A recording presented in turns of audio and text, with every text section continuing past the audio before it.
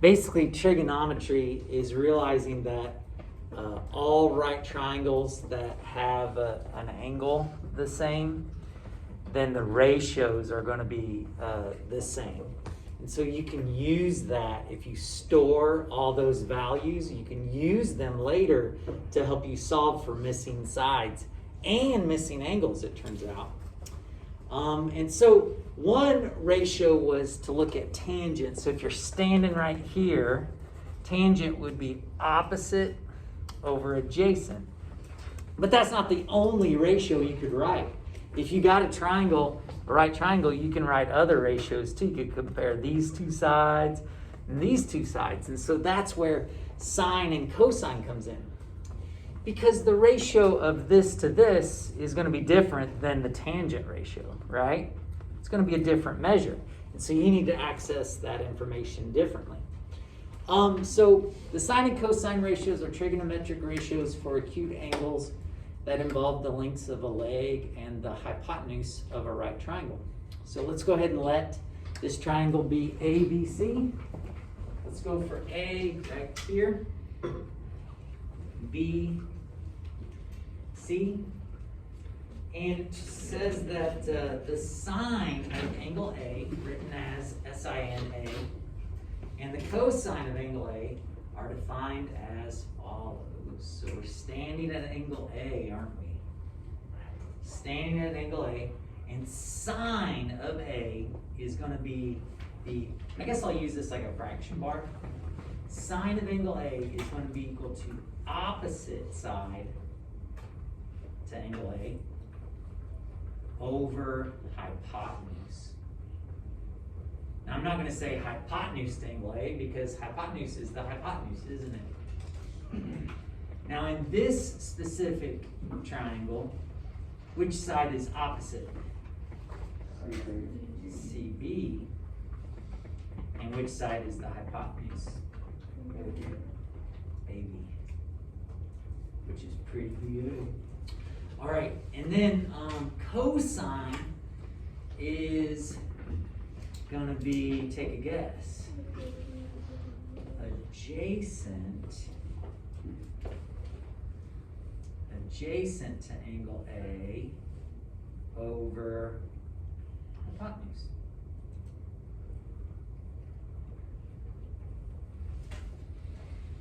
And in this specific example, the adjacent side is which one?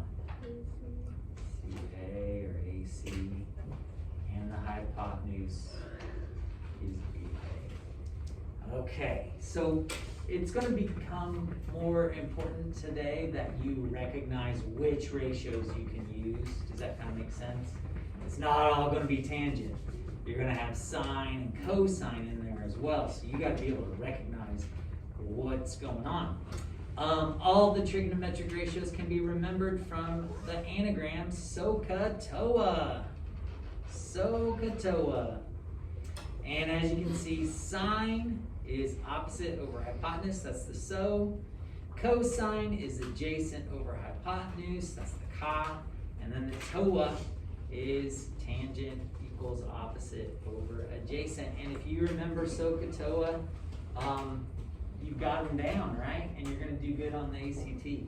Or you know, better, I guess. Well, let's put this into action, I guess. Example 1 says find sine A and sine B. Express each answer as a fraction and as a decimal rounded to 4 places. So, where do you want to stand first? Stand at A? All right, girl, little guy there.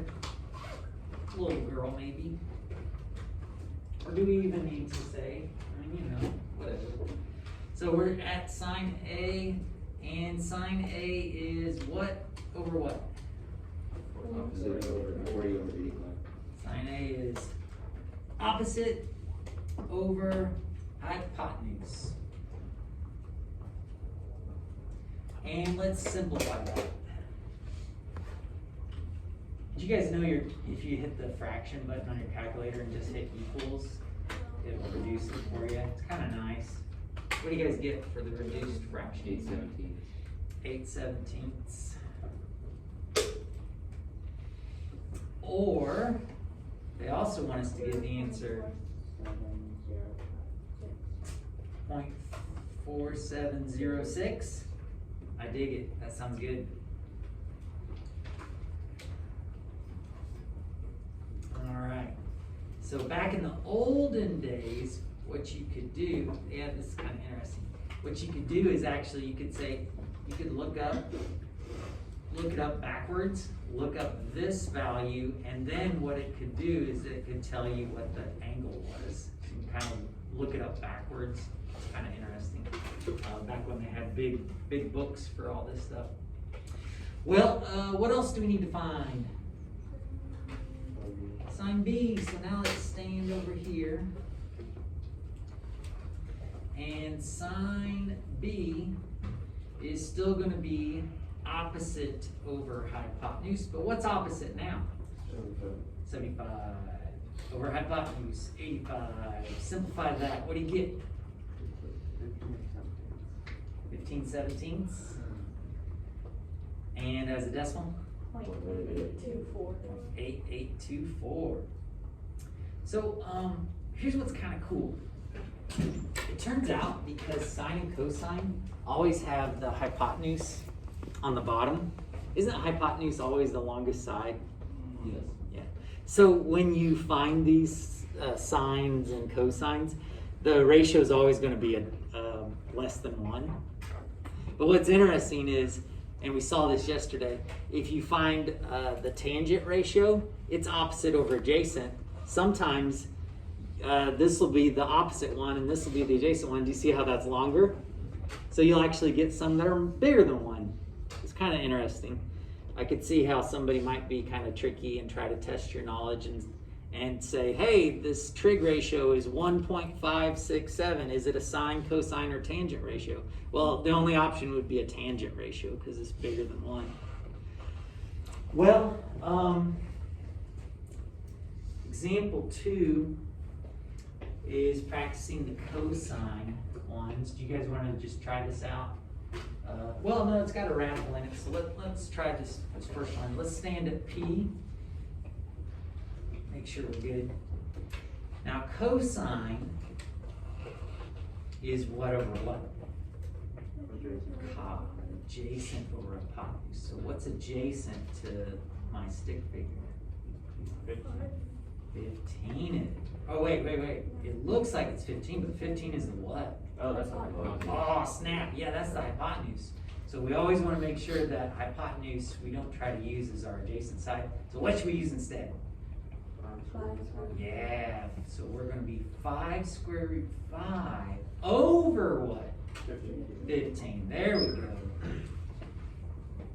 And then for the fraction answer, we're going to leave the square root of 5. But what happens with the 5 and the 15? They become square root 5 over 3. I like that memory. Yep, square root 5 over 3. Is that simplified? But then we also want to give this as decimals. So, beep boop bobble beep. What do you get? 0.745 what? Oh, wait. 4.7454 if you round accurately. And then cosine of R. Cosine of R. So we're standing over here at R.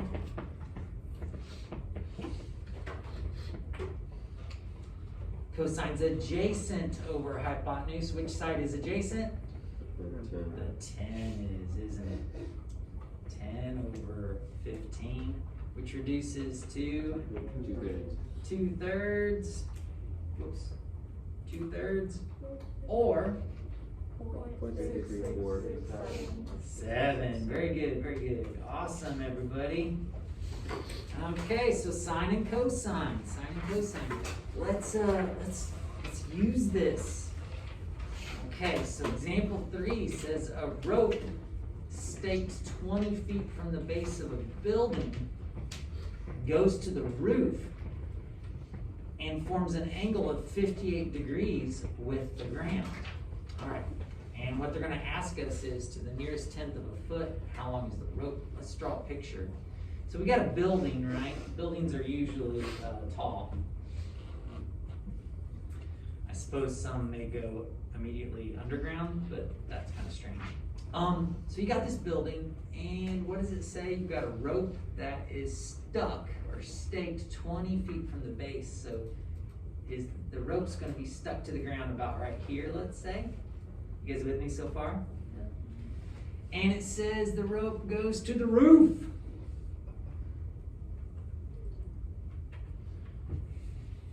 Well, ladies and gentlemen, whenever they're talking about a building or something that is on the ground and that's standing up, what kind of angle does it make with the ground? Pretty close to a 90 degree angle, so let's go ahead and put that in. What else do we know? Base is 20 feet. What else do we know? Okay, the angle at the ground, yeah, 58 degrees with the ground. Okay, so 58 degrees. And finally, what are we trying to find? All right, so we're trying to find that right there. Well, standing at 58 degrees here, what relationships do we know? Adjacent and hypotenuse. So which trig ratio do we get to use? Cosine. So see how you gotta make some decisions now? Because every ratio is possible now, so you gotta decide what you have. You have adjacent and hypotenuse, so we're gonna use cosine of 58 is equal to adjacent over hypotenuse.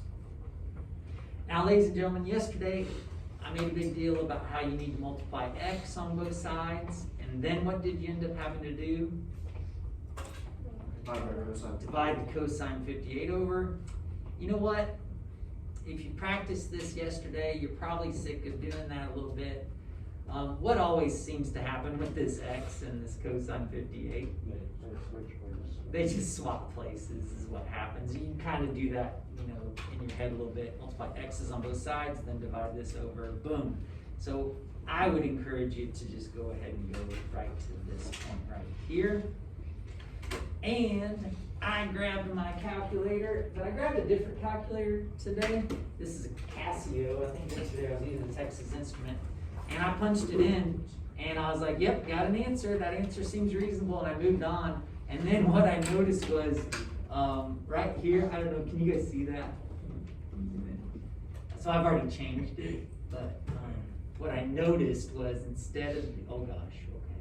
Instead of being a D, guess what it said? It had an R there, so my answers were wrong because I was in radians, and thankfully I caught that. Oh, you know what? How I caught it? Because one of my answers came out negative, and I was like, that doesn't make any sense. And so it's because I was in radians. So make sure you're in degrees, and we're good. So I did 20 divided by cosine 58. And I get 37, does it say, oh, to the nearest tenth of a foot, so 37.7 feet. Is everybody on board?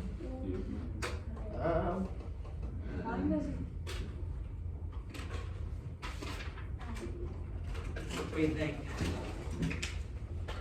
If you're not getting that, it might be a calculator issue. On this one, you have to do, on this one, I guess you have to do 20 divided by 58 cosine.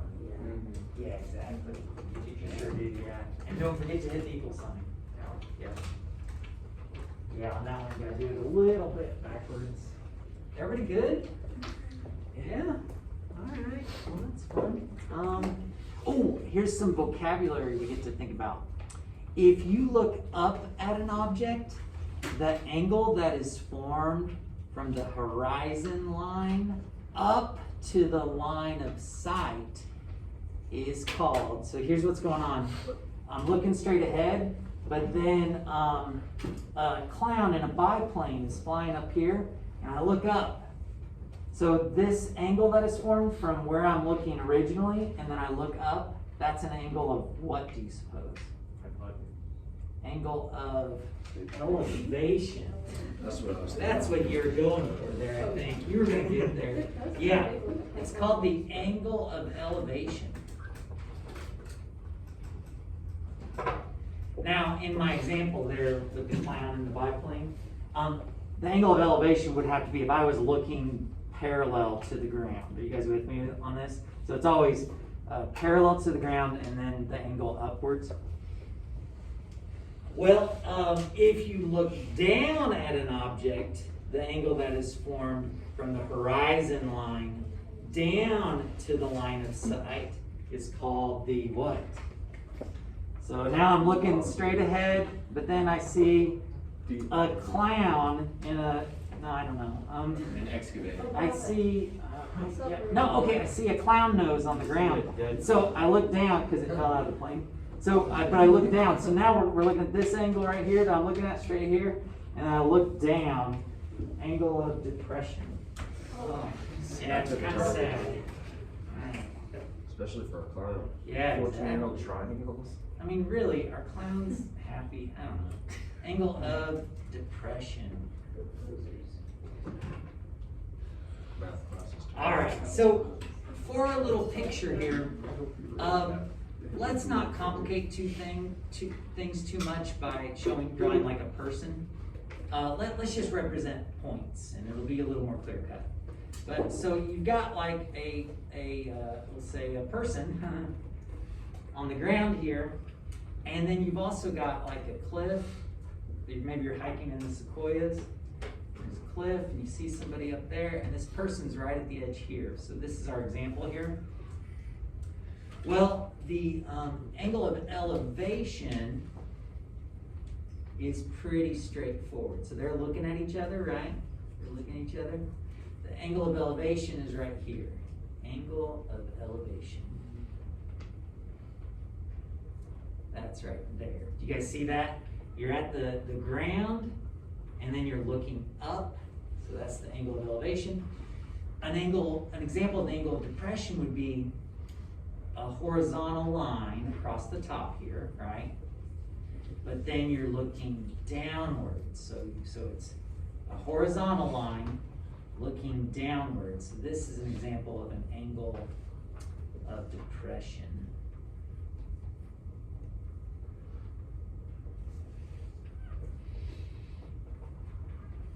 Okay. Well, here's the thing. If you got a horizon line and another horizon line, what's their relationship's always going to be? Yeah, so has anybody got an idea about what you're going to know about the angle of elevation and the angle of depression? So they're opposite interior angles. Yeah, and if they're opposite interior angles and these are parallel, what else do we know? Yeah, congruent. Yeah, so let's decide that real quick. So these angles are alternate interior angles.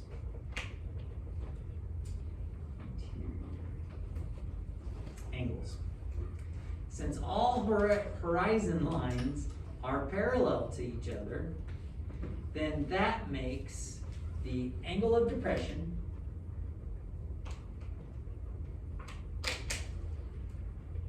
and congruent to the angle of elevation.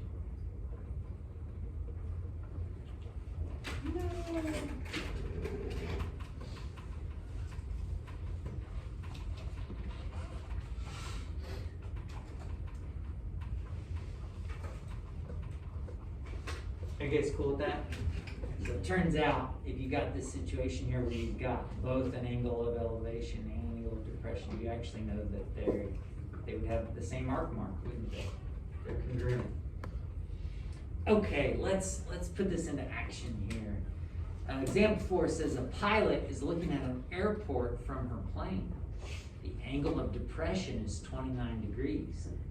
If the plane is at an altitude of 10,000 feet, approximately how far is it from the airport? Draw a picture and solve it. Well, you got a plane with a pilot in it up here in the sky, don't you? And they're looking down at an airport that would be down on the ground somewhere. I suppose the airport's out ahead of them, right? I'm guessing. Here's the airport. We got the plane, we got the airport, and it says the angle of depression is 29 degrees. So here's a horizontal line up top, right? And here's where they're looking. The pilot's looking down. And then the angle of depression is this angle, isn't it? That's going to be 29 degrees. What else do we know? Oh, the plane's altitude, 10,000 feet, isn't it?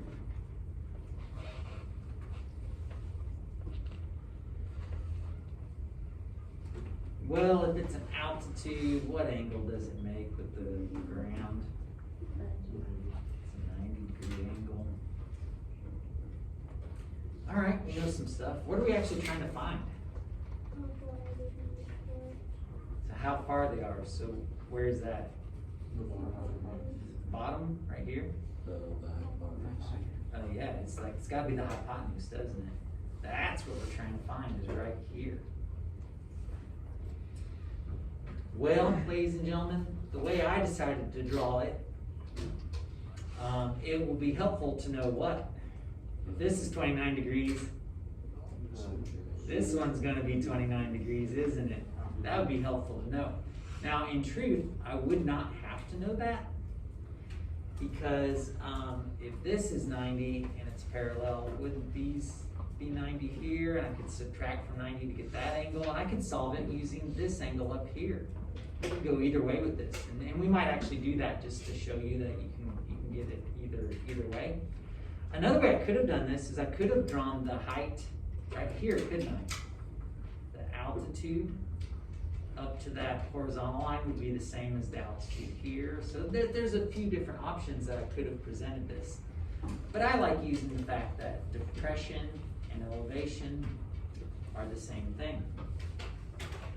Well, stand at the angle you know. In this triangle, we know 29 degrees right here. Let's stand there. What sides do I know in relationship to 29 degrees? Opposite and hypotenuse. So which trig ratio do I get to use? Sine. Sine of 29 is equal to opposite over hypotenuse. And if you want to be real slick about it, you're just going to write x is equal to what? 10,000 over sin 29. Yep. And b what would be?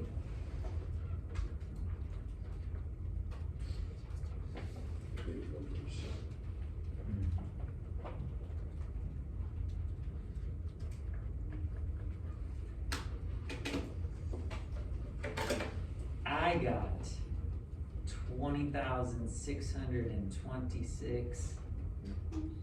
Does it say? It says approximately. I don't know. We'll round to the nearest tenth, I guess. 20,626.7. What are the units? Feet.